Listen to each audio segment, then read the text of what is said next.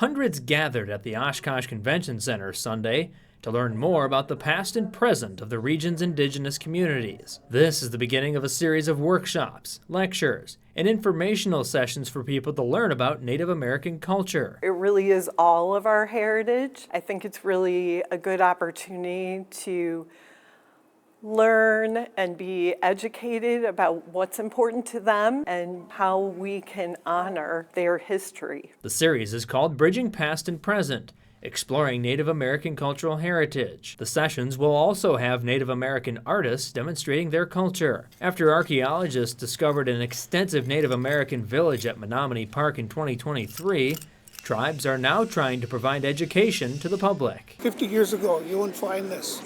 Now that state laws and federal laws are in place, it gives us more of a place at the table to talk about these for preservation. The historical site dates back to 900 through 1600 AD. Many cultural items were discovered, including cooking pits, trash pits, houses, and human remains. The Menominee Indian Tribe of Wisconsin, Ho-Chunk Nation, UW-Milwaukee's Cultural Resource Management Program, and the city of Oshkosh have all been working together to ensure preservation. We meet in consultation and we talk to mitigate the process of making sure that they're handled properly, first of all, and that they are either protected and preserved in a certain manner that we feel is the best for that too. The preservation process is a sensitive issue for tribes.